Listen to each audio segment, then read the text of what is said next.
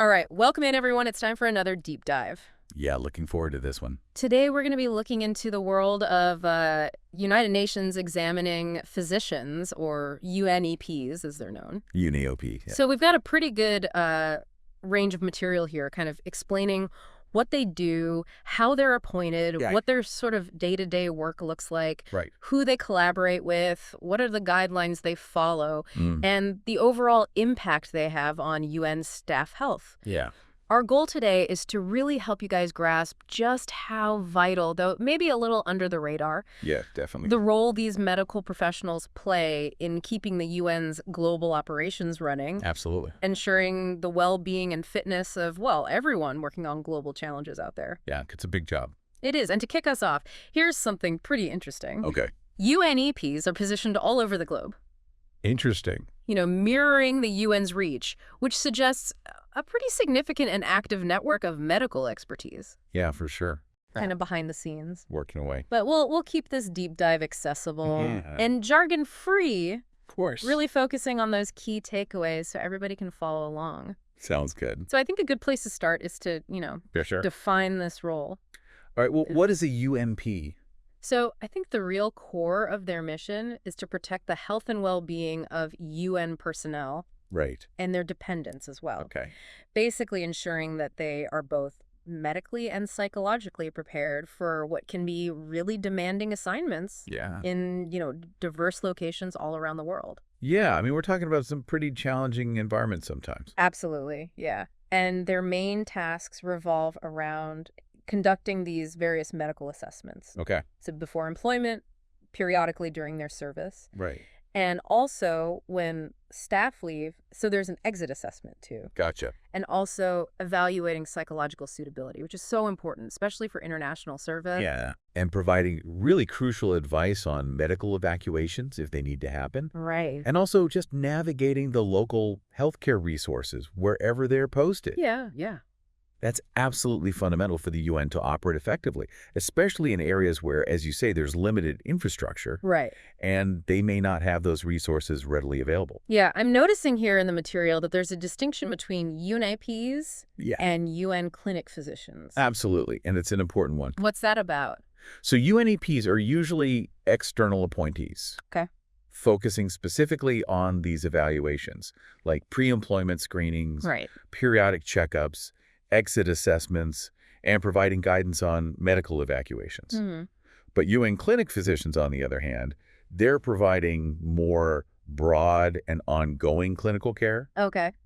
within UN facilities. So they're more like the general practitioners you would see. So they're like in-house. Exactly, yeah. Gotcha. So the UNEPs are sort of brought in for a specific purpose. Yeah, for specific needs. And then they're done. Yeah, Am it's I just right? like a pretty smart strategy for the UN, actually. How so? Well, it offers a lot of flexibility.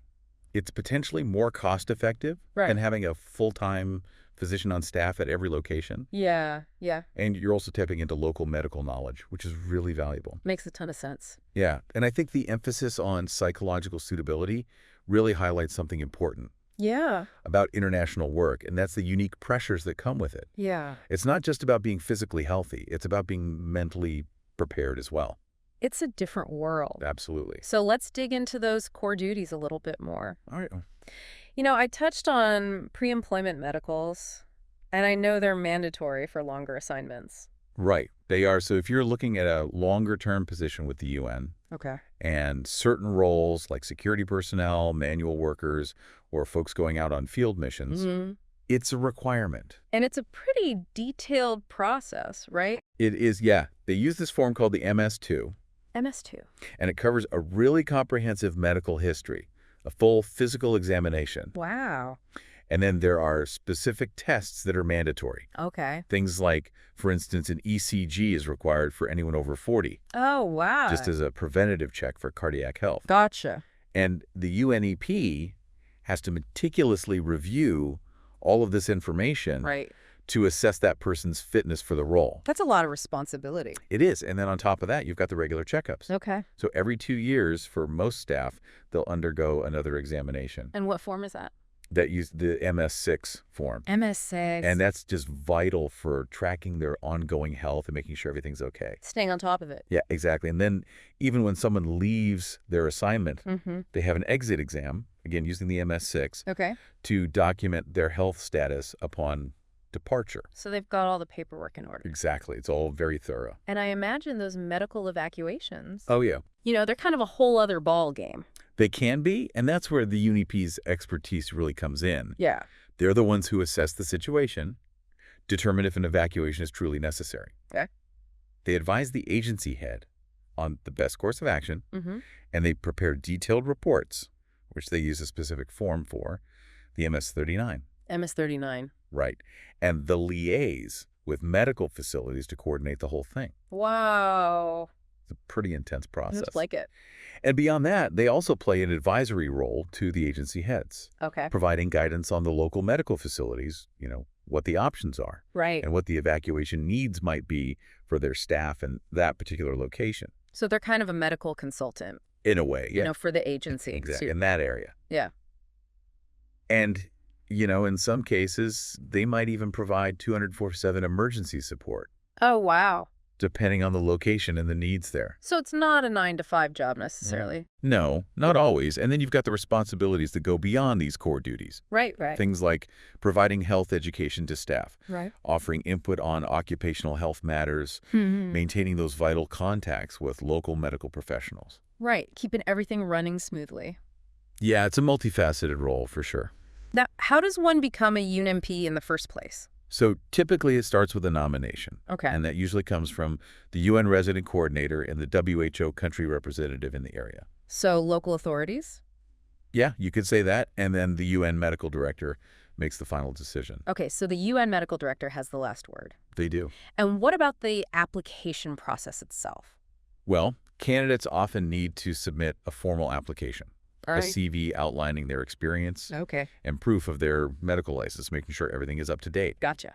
And there may be specific deadlines depending on the location. I know UNDP Brazil had one recently. But the key qualifications usually involve having a recognized medical degree. Right. And often that's in general practice or internal medicine. Mm-hmm. At least 5 years of relevant clinical experience post-qualification. So you got to have some time under your belt. You do, yeah. A current and valid medical license, of course. Makes sense. And strong language skills because communication is so key in this role. Right. Especially in a UN environment. Absolutely. You often need proficiency in both the local language and English. Yeah, you're working with people from all over the world. Exactly. And then the UN medical director evaluates all the applications Mm, and makes the appointments from there. gotcha. And is this a full-time gig? No, it's generally not full-time employment. Yeah. It's more of a fee-for-service arrangement. Okay. They receive payment for each service they provide. Gotcha. And it's important to note that the UN medical director can terminate an appointment at any time if needed. Okay. And there can be up to 5 UMPs at any given duty station. 5. Yeah, up to So you could have a little team. Yeah, a small network working together depending on the size and the needs of that location. Makes sense given the UN's, Right. global reach. They're everywhere. They are. Operationally, where are these UNEPs? Well, they're located all over the world, Yeah. which makes sense, reflecting the UN's presence in so many different countries. Right. They're often based at or have close ties to UN clinics. Okay. But they also provide vital support for staff in field duty stations, Mm-hmm. those more remote and challenging locations. Yeah.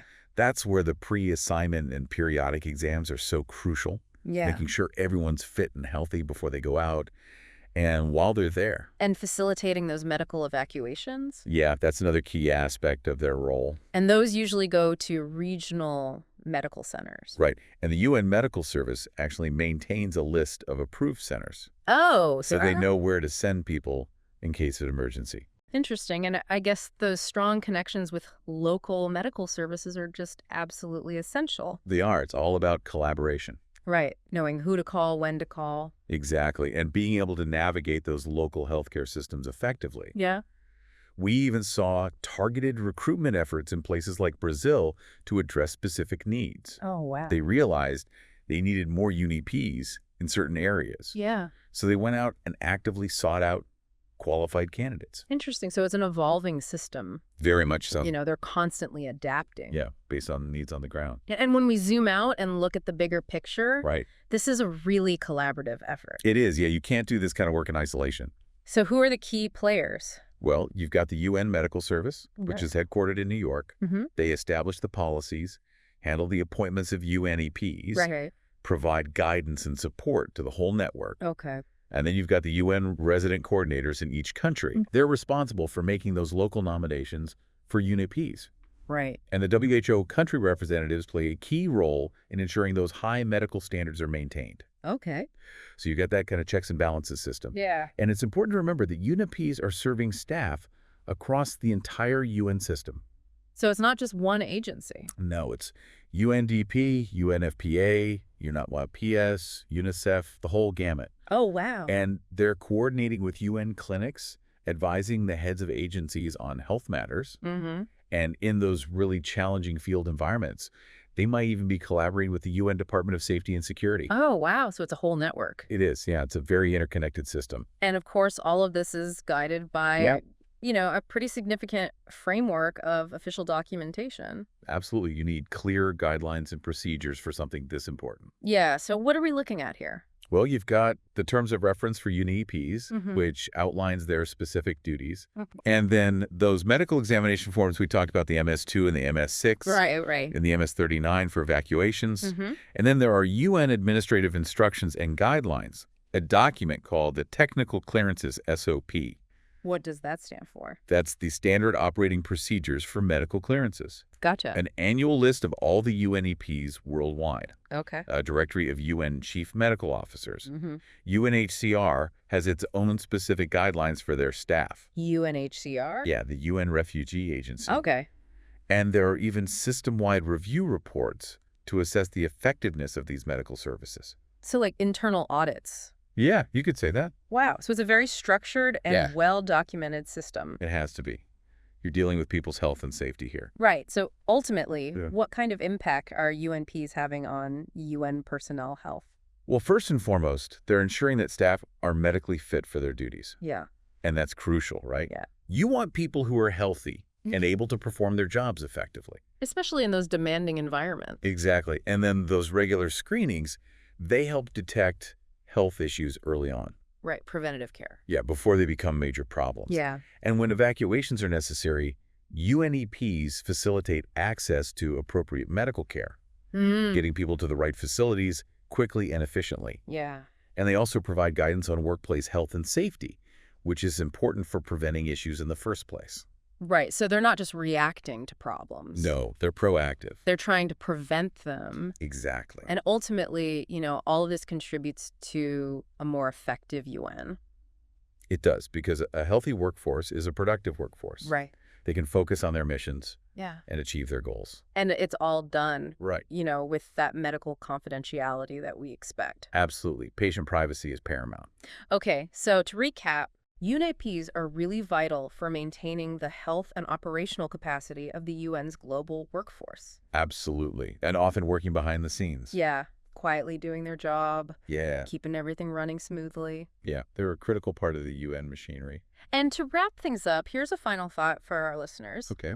To really ponder, Right. consider just the sheer scale and complexity of ensuring the health of a global workforce Yeah. operating in these diverse and often really challenging conditions. Yeah, it's a logistical feat. UNEPs are a vital yet often unseen Mhm. component of this whole effort. Definitely. And it kind of prompts the question, Yeah. how do the health support systems of these international organizations like the UN Right. compare with national healthcare systems Interesting question. in their ability to care for their personnel, Mhm. especially in those really remote or Yeah. high-risk areas? Food for thought. There you have it. Yeah. Until next time. Thanks for listening. Thanks, everyone. All right. See you next time. Take care.